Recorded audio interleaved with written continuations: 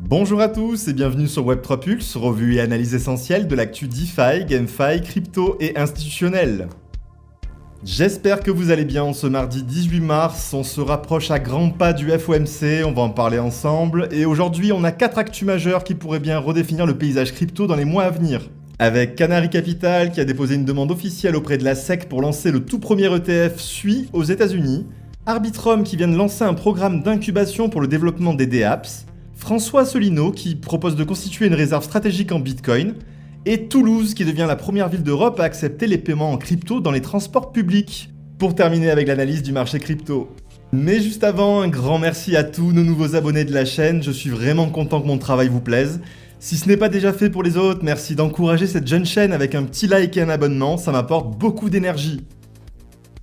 Allez, on attaque tout d'abord avec le FOMC de mercredi qui est probablement l'événement macroéconomique le plus important de la semaine.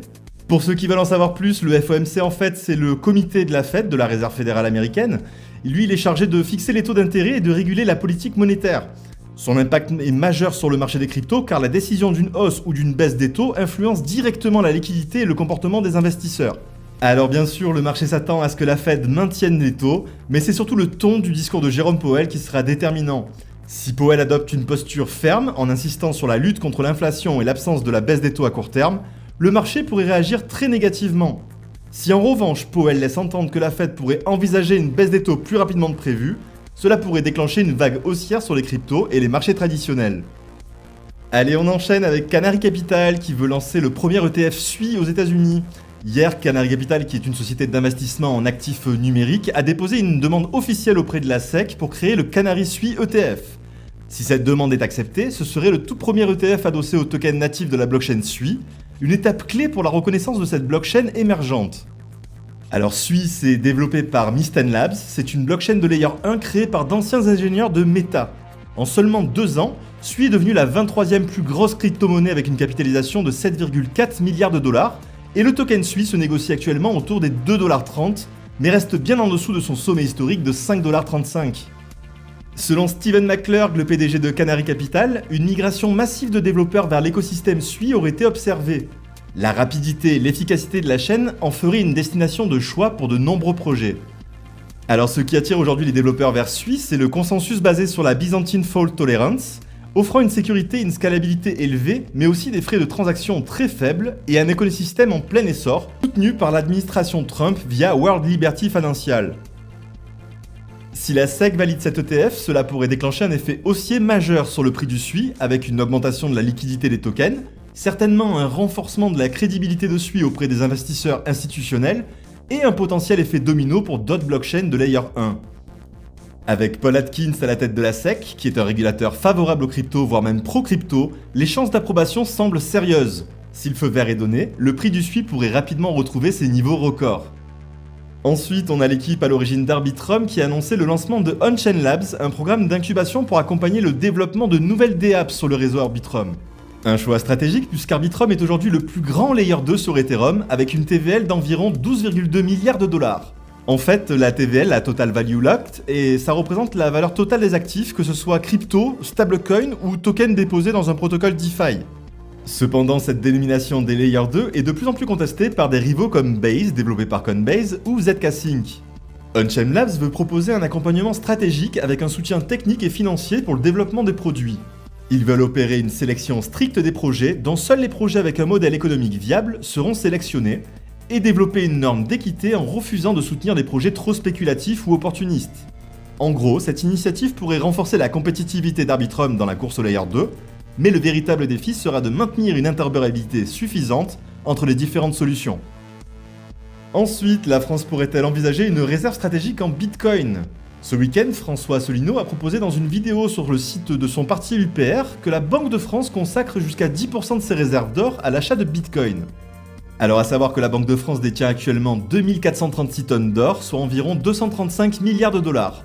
Une allocation en BTC pourrait représenter entre 11 et 23 milliards de dollars, soit environ 141 000 à 280 000 BTC au prix actuel. Alors ce que j'ai retenu, c'est que cette proposition pourrait assurer une protection contre l'inflation, elle accentuerait le renforcement de la souveraineté économique face au dollar, et elle opérerait une diversification dans les réserves stratégiques. Très récemment, Marine Le Pen avait suggéré que la France utilise sa surproduction d'énergie nucléaire pour miner du Bitcoin. Si ce genre de proposition aboutit un jour en France, cela serait un événement extrêmement important dans l'adoption de la technologie blockchain. Du côté du sud-ouest, on a d'ores et déjà fait un pas dans l'adoption puisque Toulouse devient la première ville d'Europe à accepter les paiements en Bitcoin, Ethereum, XRP et USDT pour l'achat de tickets de métro, tramway et bus. Alors comment ça fonctionne ? Déjà, le système repose sur Binance Pay, qui est un moyen sécurisé d'envoyer et de recevoir des cryptos depuis un smartphone. Donc en gros, les usagers payent en crypto. Le réseau Tisséo, qui est un grand acteur du service de transport public, reçoit le paiement en euros après une conversion automatique. Alors on pourrait croire que ce modèle pourrait accélérer l'adoption des cryptos dans la vie quotidienne, mais attention, car du côté de la fiscalité française, l'achat de biens et de services avec des cryptos est assimilé à une cession d'actifs, donc soumis à la taxation sur la plus-value. Pour le marché crypto, tout comme Bitcoin et Ethereum, les altcoins restent dans l'attente du FOMC.